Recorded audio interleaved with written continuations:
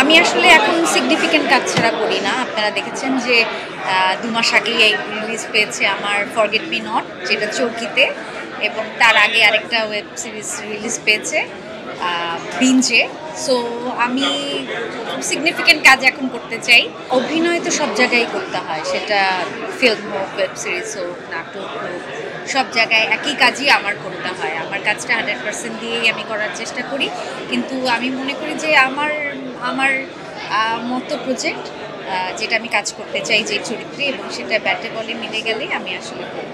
Political satire আসলেই সময়ের সাথে সাথে অনেক কিছু চেঞ্জ হয়, সমসাময়িক হতে হয়, এবং আমি মনে করি যে এটা আমরা করেছিলাম, এই 840টা আমরা করেছিলাম গত বছর নভেম্বরের 4 তারিখ থেকে শুরু করেছিলাম। নভেম্বরের 1 তারিখে থেকে শুরু করার কথা ছিল, কিন্তু আসলে তখন তো আসলে বাংলাদেশের পরিস্থিতি আমরা বুঝিনি, কিন্তু এখনকার পরিস্থিতি সঠিকভাবে তখন বুঝিনি। কিন্তু সত্যি সত্যি আমরা যে চাপের মধ্যে ছিলাম, এক ধরনের বাস্ট আউট করার মতো এটা পলিটিক্যাল স্যাটায়ার আমরা চেষ্টা করেছি নির্মাণ করার জন্যে।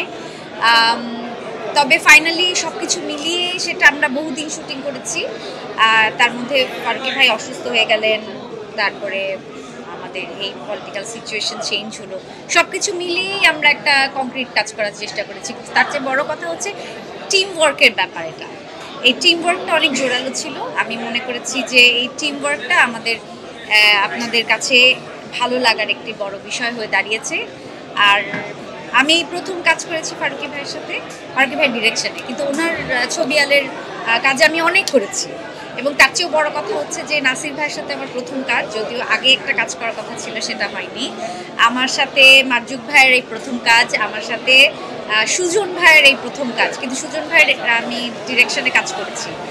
কিন্তু সব কিছু মিলিয়ে আমি মনে করি যে আসলে একটি টিম ওয়ার্ক, একজন আরেকজনের সাথে ফিট ইন হওয়ার একটা ব্যাপার আছে।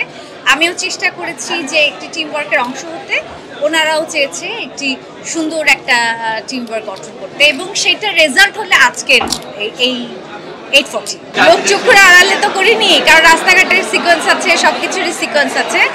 আসলে আমরা কিছুটা লুকিয়ে রেখেছিলাম, ওর ওপেনলি বলার চেষ্টা করিনি, কিন্তু আমরা কাজটা করেছি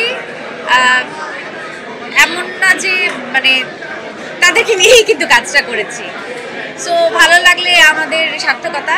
পরবর্তী সময় এটা সিরিজ আকারে আসবে, এখন হলে চলবে। আপনারা সবাইকে আহ্বান করবেন যে এই প্রজন্মের সবাই যাতে এই ছবিটিকে দেখে।